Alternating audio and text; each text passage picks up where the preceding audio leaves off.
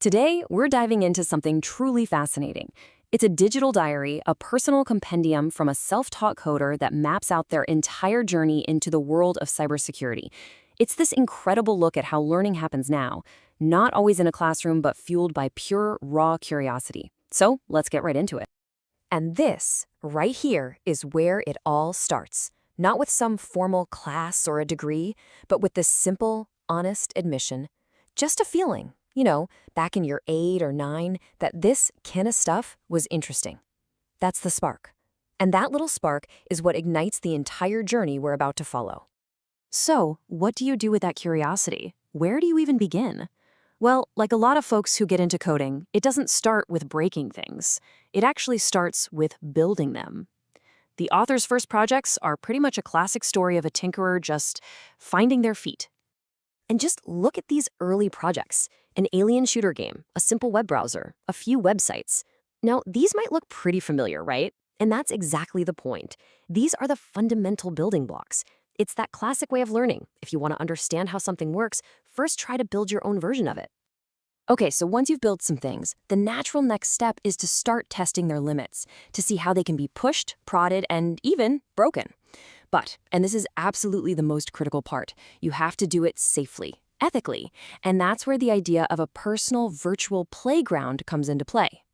This brings us to a really key concept, the VM Hacking Lab. Honestly, the best way to think about it is like a digital chemistry set or maybe a flight simulator for cybersecurity.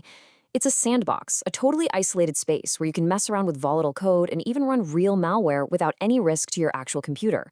Safe failure is just the fastest way to learn. And this setup here illustrates it perfectly. You've got your main computer, the host machine, totally safe on the outside. Then, using software like VirtualBox, you create two separate computers inside it. You've got your attacker machine, often running something like Kali Linux, which is packed with tools, and then you have a victim machine to test against. They live in their own little bubble, completely walled off from all your real stuff. So the Safe Lab is built. Now it's time to stock the shelves with some tools. This is where we move from just setting up the environment to actually doing experiments. And this is where the learning curve just shoots straight up. And check out this toolkit. We're talking about some serious professional grade stuff here. Things like the Beef framework for browser security and remote access tools, or RATs. These are powerful systems that professional penetration testers use to find and analyze security holes. The author didn't just read about them, they got their hands dirty using them in the lab. Let's zoom in on one of these for a second.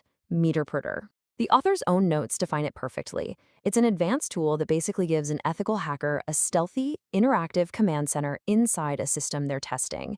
It lets them see exactly how far a real attacker could get and what kind of damage they could do. And this right here is the whole point. This isn't about doing anything malicious.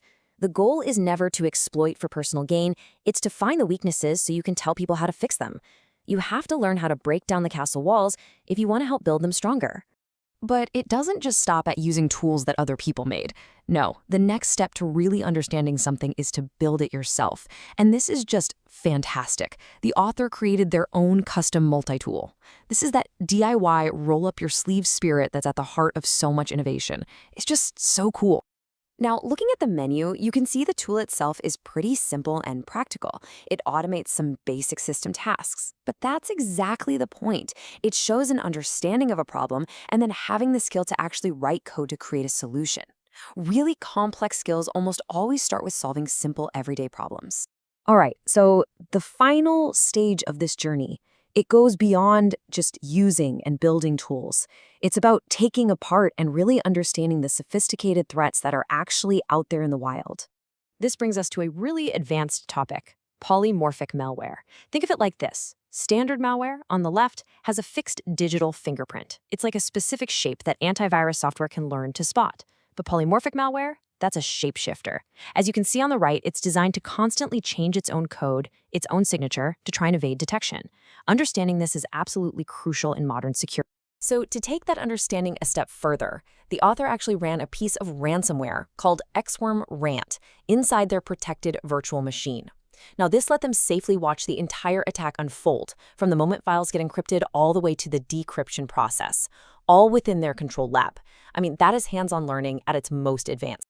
So when you step back and look at this whole diary, this whole compendium, what does it all tell us? Well, it paints this incredibly vivid picture of what it really means to be a self-taught coder and a security researcher today. This journey is basically a blueprint for a whole new model of learning. It's driven by curiosity, not a syllabus. It's fundamentally hands-on. You learn by doing, by building, and yeah, by breaking stuff. The tools and the knowledge are more accessible than ever before. And ultimately, it's self-directed. The learner is the one charting their own course. And that really leaves us with this final, pretty provocative thought. The barrier to entry for mastering these incredibly complex, powerful skills has never, ever been lower. So when anyone, anywhere in the world, can build a sophisticated cybersecurity lab right in their own bedroom, what does that mean for the future of education, of innovation, and of security itself? It's definitely something to think about.